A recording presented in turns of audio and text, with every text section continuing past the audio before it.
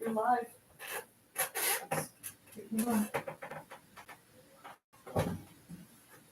Went death scroll and then disconnected, and just doesn't look the same. It's not using that camera. It's using this one. That's fine. Is it okay? Yeah. Do we have the chat? Yep, it's right here. I'll get on my It says phone. chat disconnected.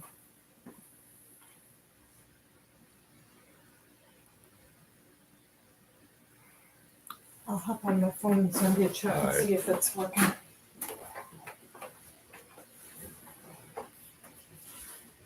Well, sorry about that. I guess we're okay. Got a little bit different format tonight. Not quite used to it yet. Okay. Well, Mark coming to you from Baker's Green Acres. Live. Somebody chat something in there so I can see if you can actually hear me. I got a couple thumbs up already. We're a minute and 17 in. Somebody say something. See if we can see if you got me. I don't want to go on if it's not working. Boy, this camera's not that good. It looks pretty grainy. Okay, now I got something else.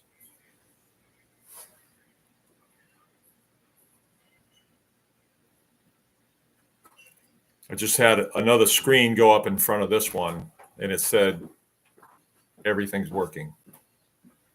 Okay, Is that working? but you didn't get No 'cause I chats. chatted and Belva has said hello. I don't see it.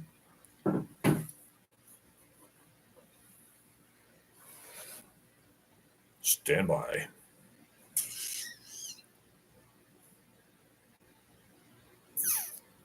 Are we going to do it like this from now on? Only if it works. It's kind of. Is it better than the other way? Because the other way I was used to. Oh, that's a share screen. Never mind. Stand by. Let me try one thing here, please. As my technical assistant Okay, one moment. again. Wow, that camera's working good. Oh, there. It If picked we're up live. that camera now. Okay. You're There live. we go. Okay, this looks better. This looks way. Well, now we're on this camera. Yeah. Okay. All right. Well, if it works, it works. Let me adjust things here a little bit. Can't see the. All right. That'll have to work. That's good. I can see the chat. My mouse is working. You guys, honestly, I have, and there's no reason for it that I don't know how this stuff works because I am trainable, but I just never have gotten myself trained on it, and I need to probably because you can see what happens when it doesn't work right. All right, a little chilly in here. I think I'll keep my old M65 on. Why not? All right, so yeah, it's Mark coming to you from Baker's Green Acres. This is the Anyone Can Farm live chat, Anyone Can Farm Experience live chat, Tuesday night edition. Coming to you from lovely Marion, Michigan. Baker's Green Acres is the name of our farm. And the live chat Tuesday night is all about, talking about homestead stuff and just plain living, right? Just plain old living. And I think I might tell you a little bit about how this started up. It was an effort to share information over this medium, and we thought 1 hour a week, and we'll just say everything that we got to say, and get people's need for information taken care of. Because I was fielding a lot of phone calls, and it was a way. There was something going on in the beginning that I just wanted to just get it all out there, what I knew about it, and so that's where this all started. And then we kind of kept it going to just talk about other things. And here we are today. I don't know how many years we're into it, but That'd be a good question. How many years have we been doing this? I'm not really sure. Picture is very clear. All right. Yeah. Yeah, because it's not always that way, is it? Yeah. So I'll talk a little bit about the farm. We're kind of a traditional farm, I would say. We're milking about 6 cows right now, and I have 9. A couple of them are heifers. We do pastured poultry in the summer, about 1,500 of them.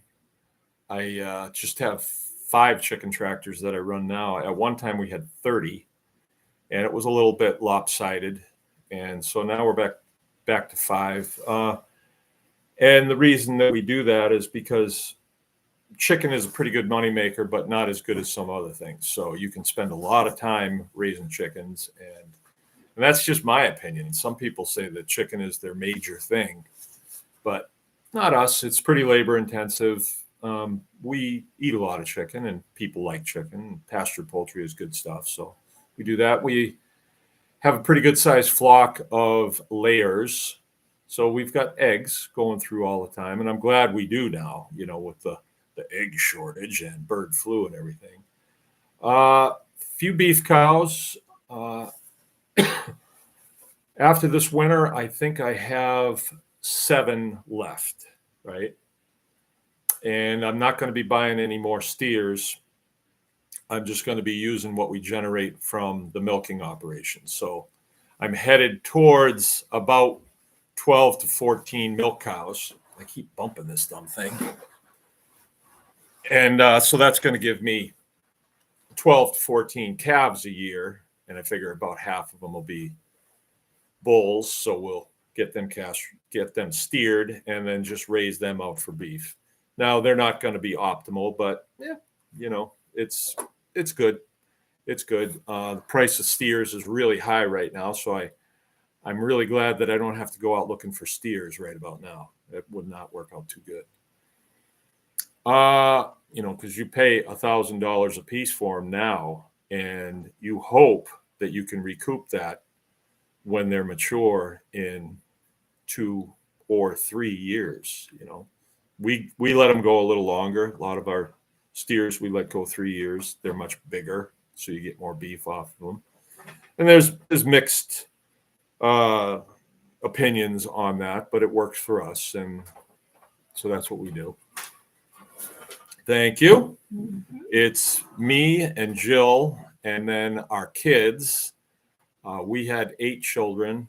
Right now, we're down to our last 2 that are home, the 2 youngest boys, and they are 13 and 15, and we couldn't do it without them. We couldn't have done this without our kids. We just couldn't have done it. It's requires too many hands. And I would say by the time these guys get ready to move down the road, we will have, eliminated a couple of the operations that we do, but keep the ones that are most profitable and require the least amount of input, so probably milking will stay. Our main thing right now, and we do Mangalitsa pigs. Been doing that for longer than anybody in the United States now. We've been with it the longest of anybody. And we've made some pretty good money off Mangalitsa. We have a butcher shop on the farm, so we do all of our own processing, all of our own chickens, all of our own beef, pork, and anything else that comes along. We don't do for hire butchering out except for custom chicken processing, and that's seasonal. We only do that in the summertime. We are a seasonal operation, so all of our butchering coincides with the seasons, and that's worked out pretty good for us, because if you invest in climate control in a building to keep it cool in the summer, you're going to get a big bill at the end of the month. If you got to keep it real warm in the wintertime, you're still going to get a big bill. One way or another, you're going to pay for it. So, yeah, we stay seasonal, and that way we're not butchering chickens in the wintertime. Who wants to? And we're not doing beef in the summertime. And again, who wants to? Because then you're fighting flies. Flies are big. Flies can ruin a beef in a hurry. So, yeah, we try to keep it seasonal. We grow stuff. Most of what we grow is hay, so grass, and we do a pretty extensive harvest throughout the season to keep us going through the winter. We graze as much as possible, and that is an art. I'm telling you, that's an art. There's a lot to know about that because you have to take care of your fields so that they produce as much grass as they're meant to, right? We're not supercharging it with any kind of fertilizer other than our compost. We make a lot of compost. I've got a pretty good composting program. I discovered biochar, got to be 15 years ago. And we've made a good run at that.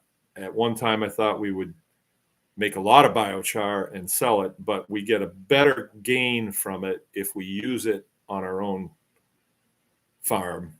I do sell some, but there again, there's only so much time to do these things.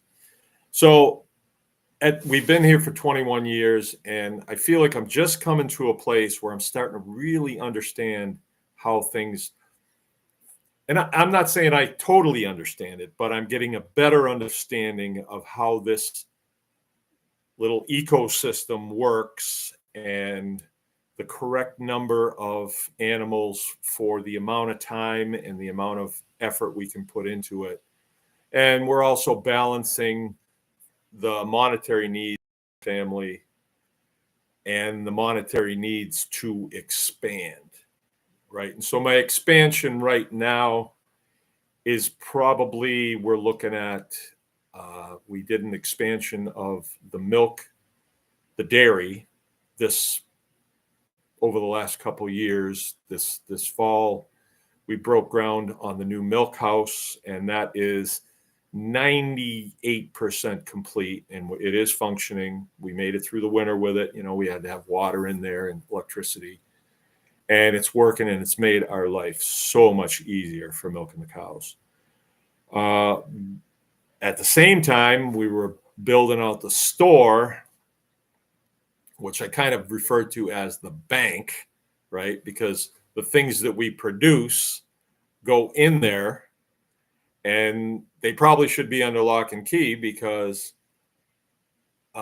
meat, milk, and things of that nature are currency, right? So you could call it a store, but you could also call it a bank because it is currency. And we trade the things that go in there for money sometimes, but then for other things too. So it is a currency, and it's pretty effective. I'm going to move things here. I feel kind of close. This is like when my wife borrows my truck. I have to readjust everything when I get in it. Everything. All right, but no complaints. No complaints. All right, so the next thing I just wanted to tell you a little bit about what we do here and a little bit of the evolution of Baker's Green Acres. We got here in 2004 after I retired from the Air Force, United States Air Force. Did 20 years over there and decided that I didn't want to do that anymore. You know, you do have the opportunity at the end of your enlistment, your 20-year enlistment, to go on to other things that are within DOD, Department of Defense. And I had made the call that want to do something else. I wasn't hating it by any means. I just wanted to do something else. And I dabbled a little in farming the last few years of my military career.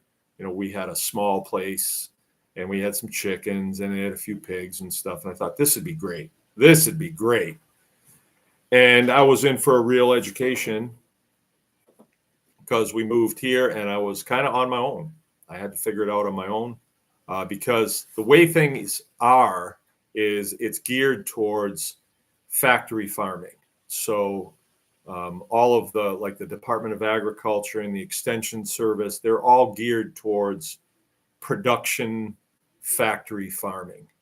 And it's sort of a monoculture, and they have a way that they do things. You know, they learn it in school, in college, at the university, and so that's what they preach. I don't think there's anything nefarious going there, but it seems as though anything that's on the outside of that, they don't want to know, right? And so we just kind of found our own way. I was just having a conversation with a friend of mine down in the store. He stopped in to get his milk, and we always get in conversations, philosophical conversations about farming and just plain living. And I said, you know, we were discussing methane production, and he said, well, have you done a lot of research on this? And I said, you know, I kind of try to limit my research, because as soon as I read something else that somebody else has discovered, it takes me in that direction, and it might not be the best direction. Whereas if I just soft pedal it a little bit and look at it and try to figure it out on my own, I make discoveries that I wouldn't have otherwise, you know? So a lot of this we had to figure it out on our own. I suppose if I had grown up on this farm, my dad would have taught me this, and my grandfather would have taught my dad. And, you know, but that's not how it worked. When we got here, this place was vacant, and there was no instruction manual left behind. So we had to figure it out on our own. There was a lot of, well, let's go this direction. This looks good. And then we find out that's not a good way to go. And then so we'd have to redirect. And, you know, that's the way it goes when you have to figure things out. You try things, you make mistakes, you learn from your mistakes. And we're 21 years in on this place, and I don't regret too much. Maybe the way I reacted to things, I regret that, you know, but the mistakes, no, I don't regret those. You know, we couldn't have known. So yeah, that's what we do. And I am really into this. I have decided that I would prefer to do this. I'm not looking to do anything else. I prefer to do this the rest of my time. And I also think that there's a lot of misinformation about farming out there, and I've discovered some of those things. And I'm not on a crusade to change the world, but I'm going to do it this way because I like doing it this way, and it's profitable for me. And I feel duty bound to pass it on to people that want to know. And if you don't want to know, then that's okay. You know, do what you want to do. That's the beautiful thing about being American. You can do what you want.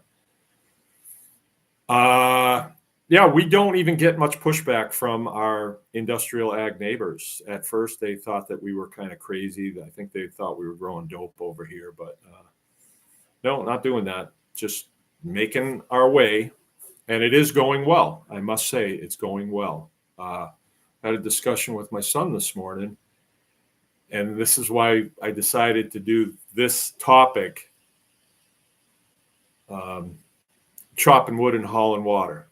Chopping wood and hauling water. And I heard that from a friend of mine that lives out in Oregon.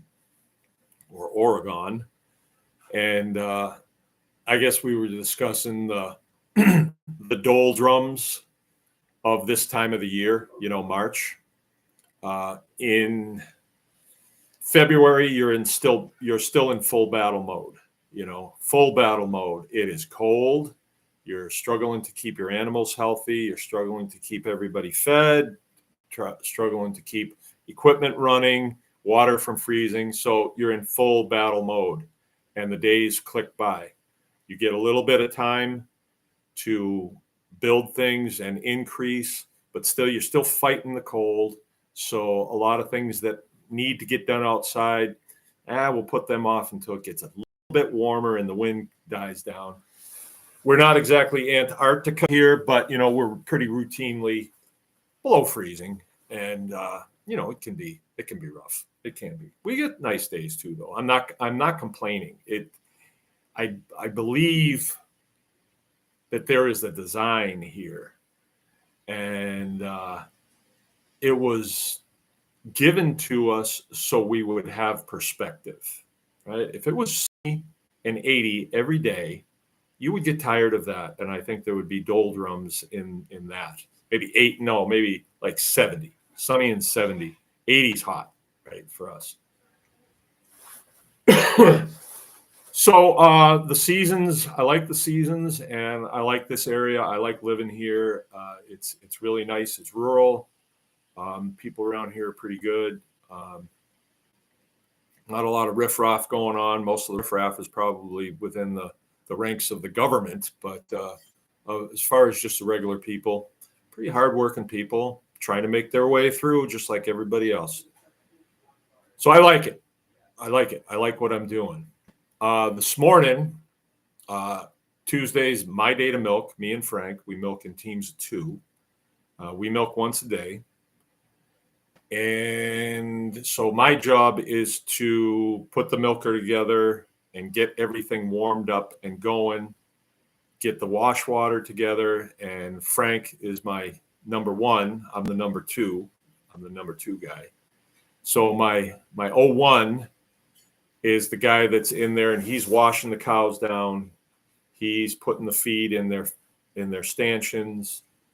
He lets them in, and then he's hooking the milker up to them, and he's actually standing there while they're milking. And then he goes to the next cow and washes her down, and so on and so on. When the milk comes in from the milk parlor to the milk house is just a door that slides, and I take the milk from him, and then I go to putting it in jars. I strain it and put it in jars, and then we identify the jar with a dry erase pen. I'm usually writing people's names on it, and then I put it in a caddy and carry it over to the store where they pick it up. And so it cools down in the milk cooler in the store. And people start rolling in like 11 o'clock to get their milk. A lot of them are getting their milk, and it's still warm. And they're fine with that. It's cool. It's cool. No, it's warm. It's hot. So this morning after we got done milking, I saw a certain look on my 13-year-old boy's face. And I know what that look is because in my former career, I worked in aviation, and we flew airplanes from places that were very cold because nobody else wanted to live there. And so throughout the week, you're getting your airplanes ready to go. You're getting them loaded, getting fuel on them, getting them running right, getting all the hydraulics up to speed. And then on, say, a Wednesday afternoon, you put a crew in them, see ya. And they go and they do their thing. They were bombers. And so normally we're practicing, and they go out to a certain place, a range, and they drop the bombs. And they're not bombs that go boom. They just simulate it. They go down and they poof, and then they score them. And that is what's called a sortie. And then we wait for the planes to come back. We recover them. We fix them, put more fuel on them, put more bombs on them, get them ready for the next week. And it can be a long process. And this time of the year, people are starting to drag, and they're starting to say, this sucks. This time of the year is notorious. March Madness. That's when you see people wanting to quit and wanting to leave the military, and even worse, you have guys get extremely problematic because of that. And so I'm used to it. And I had that feeling too. I would be feeling like, this sucks. And then you'll get a day where it'll be spring-like in March, and you think, oh, I want to live again. But then you'll get another week where it's snow's hitting the ground, blowing. It's like it's full blown winter again. And that's when the doldrums can set in, the madness can set in. So I saw that look on Frank's face this morning, and I said, hey, you know, when you get like this, it's hard to see the big picture. It really is. It's hard to see the big picture because all you can think of is, we got to do this again tomorrow. And so this is where cutting wood and hauling water comes in. Cutting wood is something that you just got to do because you got to keep the buildings warm because you've got to live in them. And hauling water is so you can wash and flush the toilet, and all that stuff. Not saying that we haul water. We have underground pipes coming to the house, and you know, we all winter long we turn this spigot and water comes out. Hopefully, if there's not a malfunction at the well, which I have them all the time. It's just how it is. But you go through this time of the year, and this message is for everybody, but maybe other people are kind of feeling it. So our high today was, let's see, it couldn't have been above freezing. Well, no, it wasn't. It was 31, so it was below. But then tomorrow, we got bright sun. We got the little sunny face on there, and it's going to be 38 degrees. So the snow we got over the last couple of days, I'd say we got about 4 or 5 inches. It will go, and then we'll have mud. But at least the snow will be gone. Beginning of the season, you see snow and you say, hey, hot dog, you know, get the snowmobiles out. Isn't this fun? Let's have a snowmobile fight. A snowball fight. Let's throw snowballs at cars going by the house. That'll be fun. That'll get your adrenaline running. But this time of the year, not so much. So, and then Thursday, it's going to be sunny and 47 degrees. So we're easing our way into spring, So I think Frank will be okay tomorrow, right? But we were in the milk house talking, and I said, yeah, I know it's bad. I think that when God was having a board meeting with all of his guys that were going to, okay, you're in charge of the color of the sky. You know, God was probably presented with a bunch of different swaths of, well, we can make it this color, and we could make it this color. And then in God's infinite wisdom, he said, well, I want it this color, but to give the people perspective, I want you to go with this color. And that color is kind of a gray color, you know, not even battleship gray. It's uglier than that. It's gray and, you know, and the way the sun comes through it from behind, it's sort of like, it just has an effect on human beings. And that's by design, I'm sure, because everything seems to be in this creation is by design. So when you say, well, the way I feel right now when I get up in the morning and it's that color, I'm supposed to feel this way. It's not like I'm the only one that feels this way and everybody else feels great when they see gray skies and wind and snow coming down sideways like it was this morning and cold. It's supposed to be this way. It's the design. It has this effect on me, the same as beautiful blue skies and puffy clouds and bright sun hit me. What effect does that have? It's supposed to be that way, right? Feels good. Makes you want to, you know, do all kinds of things and just live best you can. Makes you want to do that. But this gray makes me feel this way. All right, I get it. The question is, what are you going to do with it? Are you going to curse it? Well, that's not going to do any good. for one. Not that I haven't done it, I have. It doesn't change anything. But it has a tendency to kind of make you feel cursed too. It's just like, nah, nothing's good. It sucks. Everything sucks. You know, you open a door and it blows out of your hand, and so you get mad and put your fist through the window, you know, and you get all cut up, wind up at the hospital. Yeah. No, that's not good. That doesn't help things. It makes things worse. It's better to look at it and say, I'm supposed to feel this way.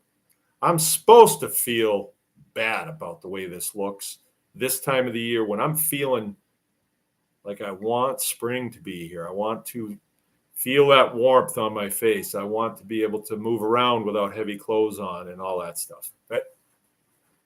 So what do? Well, according to my friend out in Oregon, I've never met her actually face to face. We've talked on the phone many times. Very wise person. Oh, her and her husband were on for an interview one time, Kira and Theo from Helios Farms. She said, well, when it's like this, it's time to just grit your teeth, cut wood, and haul water. She just said it.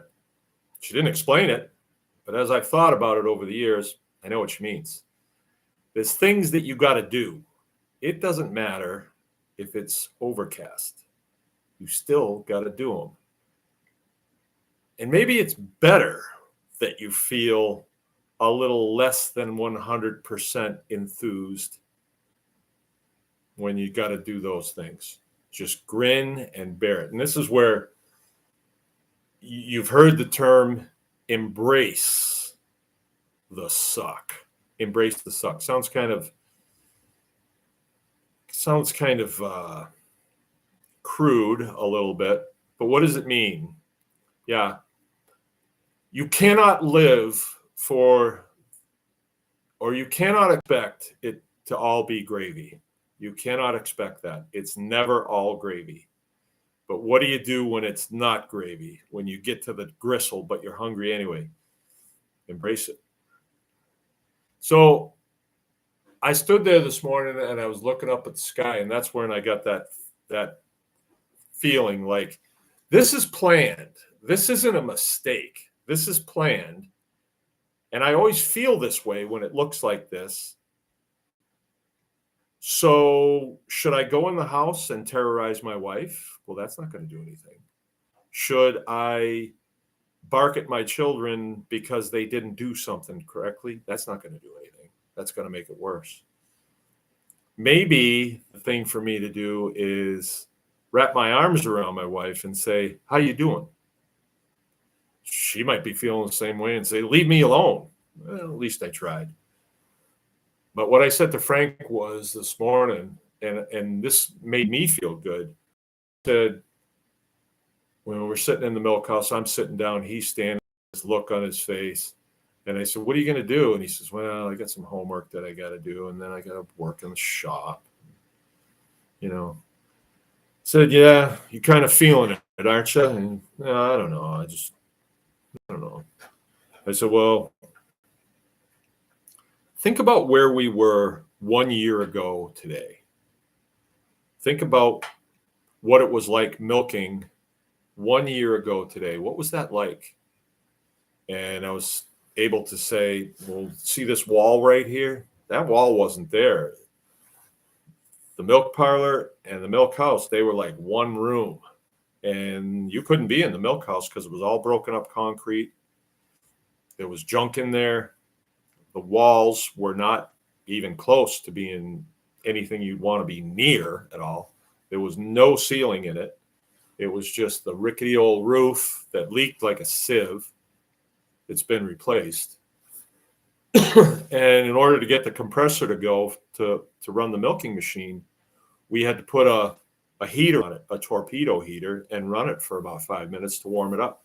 Even on a day like this morning where it was probably about 28 degrees when we went out, you'd have to heat that thing, preheat it. And then in between cows, sometimes you'd have to heat it again because it would cool off that quick. Nothing wrong with it. It's just designed not to run in very cold temperatures. And so, but now there's a wall there, there's a ceiling, it's all insulated. The compressor sits in its own little covey that's insulated. And it's actually now it's on a switch. You just flick a switch and boom, she comes right on, runs perfectly. Before we had to plug it into an extension cord. So think how far we've come in a year. Think how you'd feel last year at this time on a gray day like today, walking in through all the broken concrete and some old guy saying, yeah, but next year it's going to be great. You know, my father used to do that to me all the time. Oh, wait, this is going to be so great. And I'm a little kid thinking, yeah, great. But when I say things like that to Frank, it actually made me feel good because I realized, yeah, we have come a long way in all the hardship this winter building. We really have done a lot, and we should just look at what we've built and not look at the sky outside. And I think a lot of it too is, well, it seems like there's nothing to look forward to. It's just another gray day tomorrow, although tomorrow's going to be a nice day. Tomorrow's going to be a nice day. So, yeah, tomorrow's going to be bright sun, high of 38. It's going to be 18 when we get up, but 38 by the time we close down. And I can't think that we're the only ones that go through this. And yeah, I've been through it a million times, and I don't really even have to say anything. I can just grin and bear it, you know, just keep my mouth shut and just get her done. And it will turn.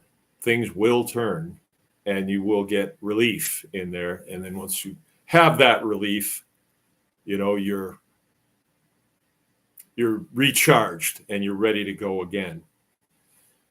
But do you want to wait for that? Do you want to wait for that? Or do you want to prepare yourself for days like today? Like tomorrow's going to be a nice day, but I think some people that might hear this, someplace you're going to get up and it's going to suck. So what do you do while you're cutting the wood and hauling the water? What do you do?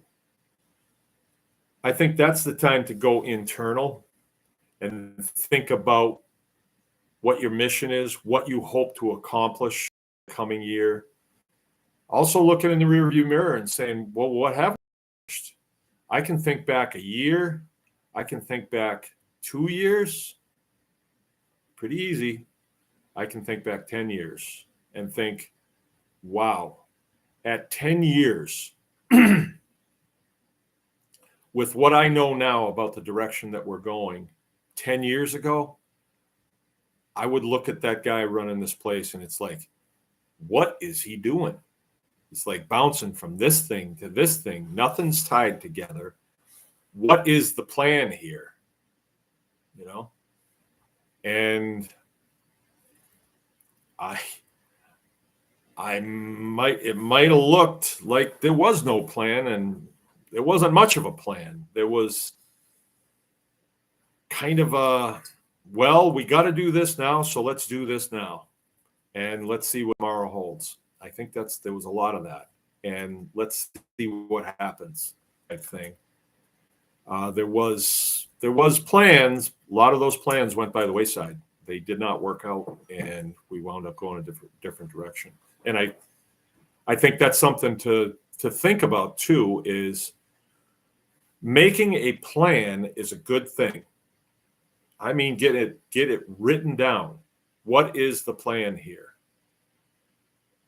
You can change the plan. You can get a marker and mark through this line item and say, nope, we tried that, didn't work. So we're going to do this instead. Or I'm going to mark out half of that and say, we're going to veer to the left a little bit. We're going to veer to the right. We're going to course correction, constantly correcting course, constantly. Like when you, I've gone through this before, but for new people, like if you're going someplace and you know where you're going, I'm going to the store down in McBain. How many times do I have to correct my course to get there. You know, I can't just drive straight there. I have to correct my course. Or times when we've driven across country to go someplace, we don't know where we're going. We have a map, but as we're going, we're on a road, and then we find out you got to drive 90 miles an hour, and you got somebody on your bumper and somebody right in front of you. If you don't get close to them, somebody will pull in. Ooh, we don't want to do this. Let's correct our course. Let's go to a secondary road that feels safer and less nerve-wracking to us. So we course correct. We course correct for a lot of different reasons. And it's like that in your homesteading operation and just in your life. Course correct. Have a job in town that you hate. You can grin and bear it, or you can course correct. I'm not saying quit your job. I'm saying look for a different job, one that you might like better or whatever. Course correction is not, I'm on A, so course correction is always B. It might not be B. It might be C, D, E, or F. You never know. And you might have to think outside the box. I think that's a big thing too. Always think outside the box. And what does that mean? What does that mean, thinking outside the box? Well, society has parameters, and it's kind of what everybody else is doing. And those are the guardrails, right? But get to that guardrail and look over. Is there something else that I'm missing? Or is this just where everybody else has stopped? Because, you go over that guardrail, it starts getting hard. Well, that leads me to a whole nother thing, and I do want to talk about that.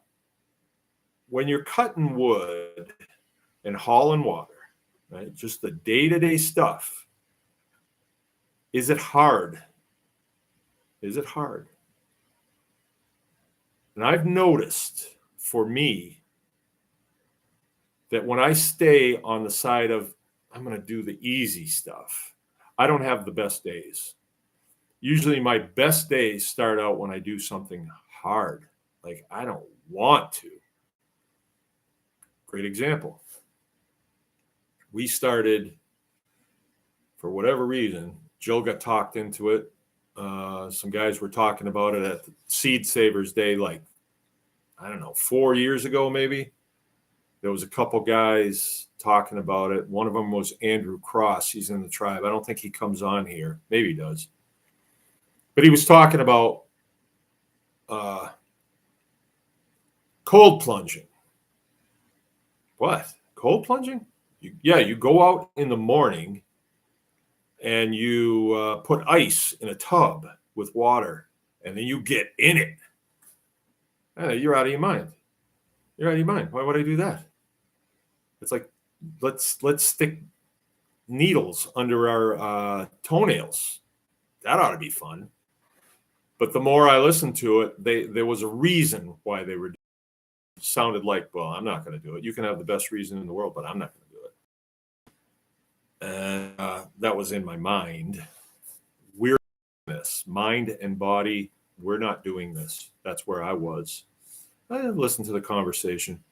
But Jill saw something in it. And what do you know?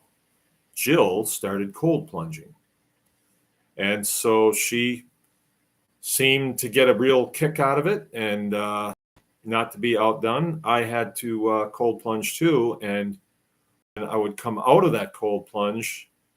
I'd say I'd have a little buzz like I did it. Would you get back in? No, I'm not going to get back in. I just did it on a dare, basically. So I've done it.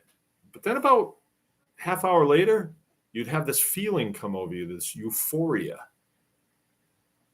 and this energy surge and this clarity of thought would come over me. And I would think, boy, this must be a better brand of coffee that we got now here. It must be better than the stuff I've been getting in the morning. But it wasn't. It was the cold plunge. And that's when I started to think, or I started to hear more messages about doing hard things. Doing hard things. So you're overriding your brain that says, no, you want comfort. Feed the comfort. And you're overriding that and you're saying, no, I'm going to do something hard here. Why? Well, for me, it was because I want that buzz that comes an hour later or so, maybe 45 minutes, 40 minutes, maybe for me. I want that euphoric feeling because that euphoric feeling led to a really productive day yesterday. I want that again. So I do it again and again. Then you get kind of hooked. You like that buzz. And, but, you know, human nature this winter, had some serious cold weather and went out there to break the ice and it was too thick to break. And then the tank split. So it's like, well, I'm off the hook now. But we started noticing a decline in our quality of life. So it just led to more hard stuff. I had to get all that ice out of there, and then I had to seal the cracks in the tank with RTV, and then refill it. And I didn't get the crack the whole way, so it started leaking again. And we were able to plunge for a few days. Then real hard weather came in, and it froze solid again. Couldn't get into it. It split again.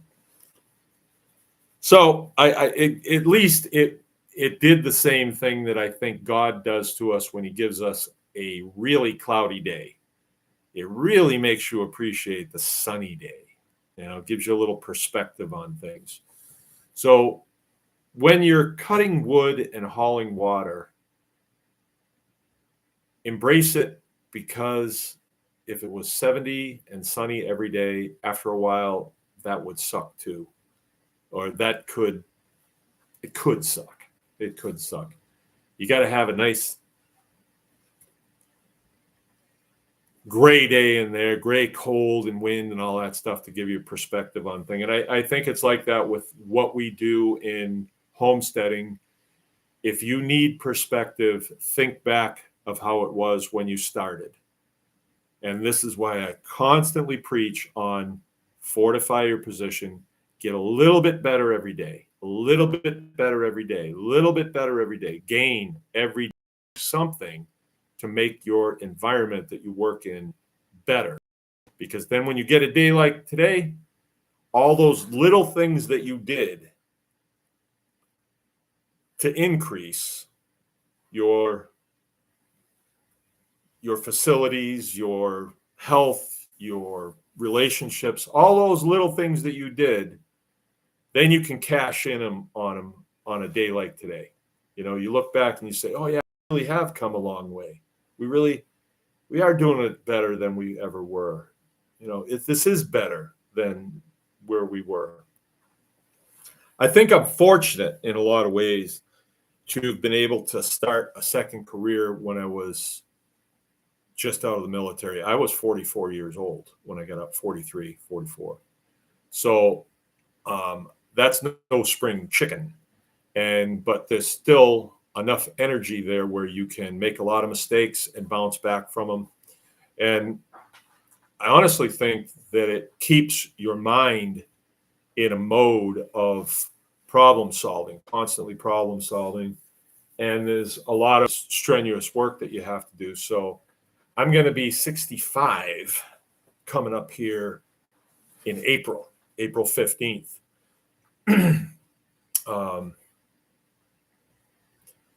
And I know people that are 55 that can't even wipe themselves, right? Because they have pursued that life of comfort. You know, your mind is saying, no, do the easy thing, the more comfortable thing. Spend just one more hour watching Oprah, you know, just one more hour watching Oprah, and you'll be better for it. No, actually, you're getting weaker by doing that. I saw a couple individuals this weekend, young people too. They were young people. And when I talked to them a little bit, you know, they were both extremely overweight, like extremely. And when I talked to them, I realized that they lived for comfort. They lived for feeding whatever their body was saying. Get that Mountain Dew. Get that bag of chips. Get that stuff. Oh, yeah. I don't feel like frying up a steak. I'm just going to have macaroni and cheese. So they go the easy route, and it was all over them, bad attitude, crummy life, not going anywhere. The both of them were not working and were not pursuing anything like that. And I thought there is a prime example of just pursuing a life of comfort and leisure. Not good. Not good. And so I'm glad that I went the way that I went. All right, that's it. That's my message for tonight. Cutting wood, hauling water. You're always going to have days like this. I don't think people don't know about this. I don't think they do. I think most people know this, but let's see what we got for comments here. I've been staying out of them. Okay, abundant living, your health and wellness coach. That's my wife, Jill, by the way. A little plug for her. Belva saying hello. Reminds me there will be a consulting call tomorrow night. It's our night for the Anyone Can Farm Tribe Plus members to come on the Zoom call, and then you have me one-on-one, and you can ask me questions, and we can conversate about whatever we need to talk about. All right. Heitzuman. It's the first time I'm seeing you on here, Chris, I think, unless my Alzheimer's is kicking in. Sound is good. Keith Sutton's with us.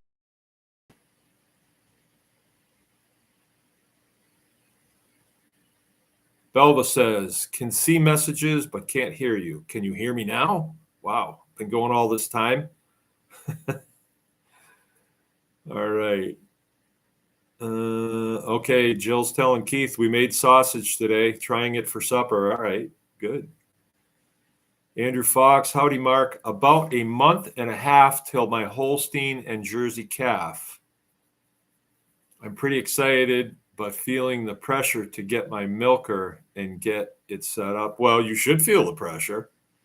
I mean, if you're going to wait till the day that they calf to get it going, then I'm going to slap you in the back of the head if I see you. You need to have that running now so you can work the bugs out of it. Because just because everything's running, when you put it on, you might not have it, All right, listen to this. Oh, Dave Duncan's with us. The gladiator, I call him. He goes to it with people, my detractors online. I got a guy on my Facebook feed that when I repost stuff that Trump's doing that seems to be good things, this guy hates it. He's got serious Trump derangement syndrome. Serious. And it's no matter what, he always has to say something. And Dave comes to my rescue. All right. Chris is listening from the interior of Alaska. Right on. Right on. Treetop Properties, Loretta checking in. I'm tired of hauling sap water. Loretta, you jerk. That's Brian, by the way. That's Brian Jacobs. He wants to be known as Loretta, though. Andrew says, I've been dealing with sinkholes from clay tile and the runoff from major 1,000-acre farm where they spray 7 times a year and have nothing monthly. Oh, yeah, I saw something about that. I didn't read the whole thing. Sorry about that. If something gets past me, it's very rarely that I go back and look at it. But I don't know. Can I help you? Maybe you just need to ring the phone. Embrace the suck. Nick Arthur, you are talking your way into Buddhism. All right. Well, Buddhism. I don't know that much about Buddhism. The only thing I can think of is Buddhist monks that covered themselves with gasoline in Saigon and set themselves on fire. Not my thing. At least they were dedicated, though, right? They were fanatics. That's where the term fan comes from. If you're a Boston Red Sox fan, a Boston Red Sox fanatic. Okay, well, I got a well done from Nick. Where are you from, Nick? I don't think we've seen you before. Let's see. Scott Sano, there's always a silver lining, just sometimes you have to look really hard to find it. Yeah, it's a good thing you weren't there to say that to me this morning. I probably would have smacked you one. Yeah, you don't need anybody to tell you that, You just need to find it on your own. Dion, love cold plunging and what does for my mental toughness. Right on.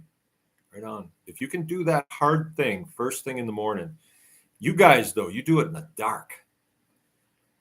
See, I have a thing about cold water in the dark. I always think about what it would be like to be in an airplane that crashes in the ocean, like the Arctic. I don't know. I panic in cold water in the dark. I can do it. Maybe that's what I need to do. Just get up a little bit earlier and do it in the dark. Okay, save 5 pounds. I'll be there on Monday, says Keith. All right. Simplified message retracted. I wonder what they said. What did they say? Yeah, now I want to know. Chris is saying, I do more listening than chatting, looking at getting into pigs in Alaska. So just picking up knowledge for pigs in 6 months of snow and ice. Yeah, Alaska's tough. Where is Isles? You're in central Alaska. Eielson Air Force Base is in northern Alaska, I believe.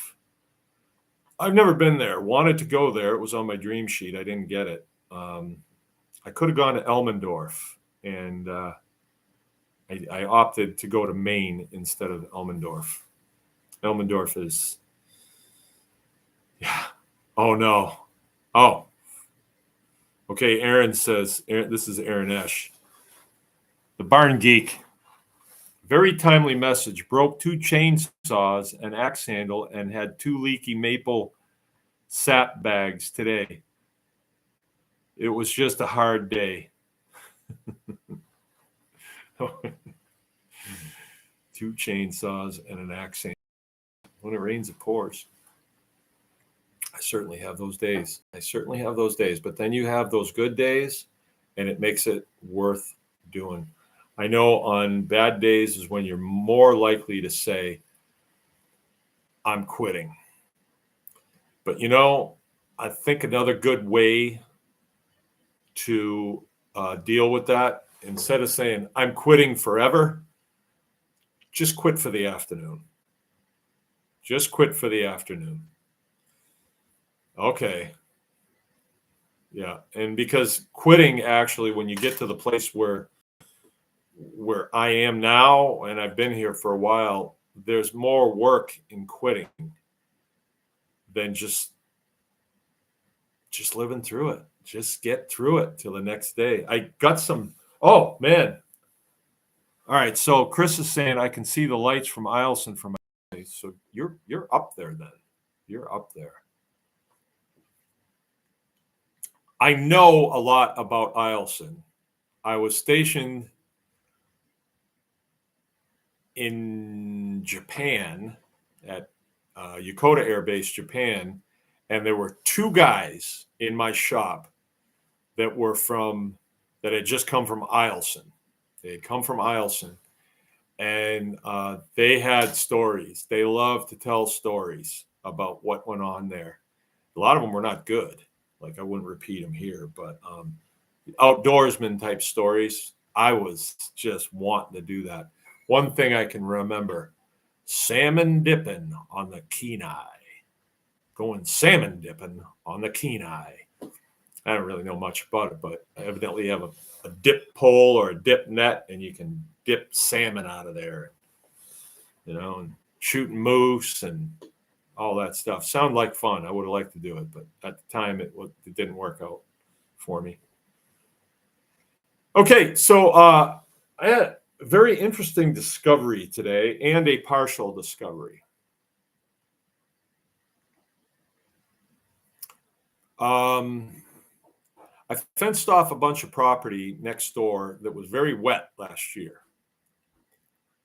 And on that property, there was some grass that's called Reed's Canary Grass. Reed's Canary Grass. And a fellow looked at it one time that was from the conservation district. And this is way, way back. And this is when one of the directions that I thought about going was to put hog houses in on a back 40, and I thought that would be a good idea. It turns out it would have been a terrible idea. And we went down that road for a ways and then things didn't work out. So, but there was a guy from the conservation district here and he was pointing out, wow, look at all this Reed's canary grass that you have here. No, somebody planted that, he said. That's not a native species. And that was about it. I figured, they must plant it because the animals eat it or because they cut it and make hay out of it or something. It was not on my property. It was on the property next door, but now the property next door is my property. And so I never really knew much about it. I just knew what it was. I could identify it. And when I fenced that off last year, I thought, boy, the cows are going to go in there and have a great time on that Reed's canary grass, is what I figured. They went in and they didn't touch it. It was quite mature. It gets up over your head, so 6, 7, 8 feet, and it's a wide grass. So by the time they were able to get in on it, it was already quite mature, and they weren't interested in it at all.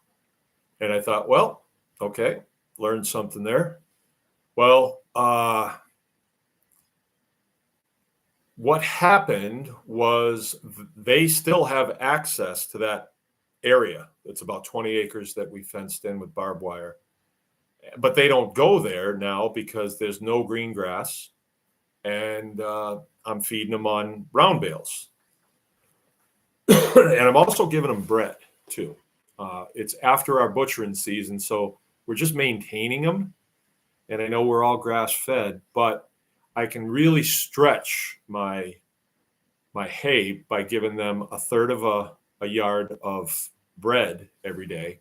And they get full on that. It meets their caloric needs, and then they stay off the bale. Because the bale, I only have so many of them, and I really don't want to be buying any this time of the year. Right? I want to make it to grazing season, and it looks like I'm going to make it. So I noticed 2 of my steers were missing, and they were the 2 big ones. I couldn't see them. They weren't in with the other 4 or other 5. So I went looking for them, and I found them in that Reed's canary grass. So there's probably 10 acres of it, and it's really thick, and it all just went brown. It died, and it kind of stands there, kind of wilted over, and they were in it, and they had big mouthfuls of it, and they were just chomping away at it. But meanwhile, I start the loader up, scoop bread, go out there, and they're usually waiting for me, but they're not. So I thought maybe there's a gap in the fence. Maybe they went for a walk, but cows usually stay together. So they were the 2 oldest ones, and they were in there, and they never did come up. They stayed right in that Reed's canary grass and ate as much as they could, and then just flopped down in it and slept. Then got up and started eating again, and they've been down in there for about 3 days. And it's a little concerning, but they usually don't do anything that hurts them. They usually don't. So could that Reed's canary grass be poisonous this time of the year? I don't think so. I don't think so. I would have heard something about it, possibly. I'm sure I would have. Or I'm 85% sure I would have from my neighbor who grew up here and knows that we bought the land next door and what we're grazing it. He knows that. So I'm sure he would have said something to me. And I saw him the other day. He didn't say anything. So I was slightly concerned, but then I went and looked at them today, and they're fine. They're alert. They're up. They're happy. You know, they could care less that I'm looking at them. You know, they're just fat, dumb, and happy. So what that means to me is there's the potential that come about March 15th that I could open that field up with all that Reed's canary grass on there and not bale them, stop baling them, giving them baled hay, and force them into that Reed's canary grass, which they will go. And if it's the only thing for them to eat, the younger ones will do it, I think. I'm pretty sure. Right? And when I was out there today, there is tons. There's tons of it. Now, this year will be different than last year. They will be when the new shoots come up. So are the new shoots palatable for them, and will they like them? Or will they be going after the other grasses that come up? I don't know. But it could be a really cool thing because that would extend my grazing season from March 20th. You know, I'm extending it on the other end. Usually we're going from about May 1st until all the way around to January 1st. Sometimes, you know, there's still green grass out there that they're chasing. I'll have a bailout for them, but they still spend a lot of time out there chasing green grass or standing dead, still green in color. It's not growing. But if we can pick it up a month early on that Reed's canary grass, wow, that means a lot because these cows are eating 30 pounds of dry matter per day. And when, like, after butchering season, we knocked down quite a few of them. But before that, I was going through a bale every day and a half. Like, they would be up at the fence bellowing at me, and there would not be one piece of hay in that round bale feeder. So that means I got to spear another one and take it down there, chomping to get at it.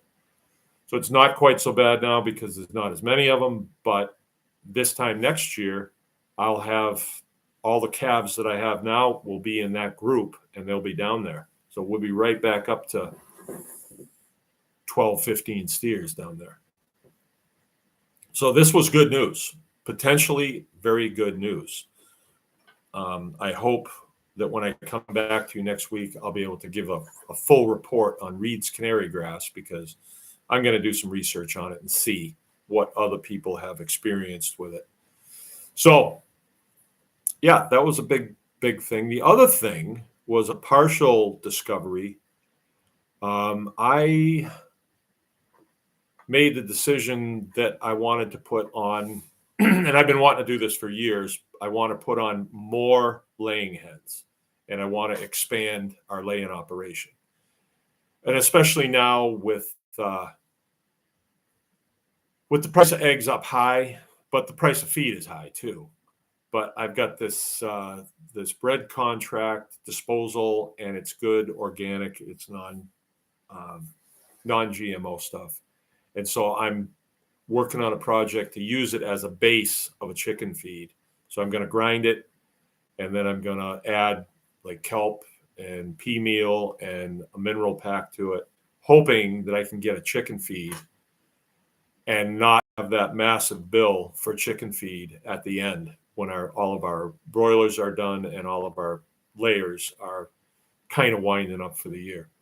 So I'm working on that. I haven't made much progress on that lately. But so anyway, I bought 135 layers, figuring I'll sell 100 of them, make a little bit of money on it, make enough to get something that I need, like I need another cow. And then I'll add 30 more to my flock, right? I got probably 100, but I've wanted to expand it for a while, and I got plans for my laying chickens. I got plans. I want to.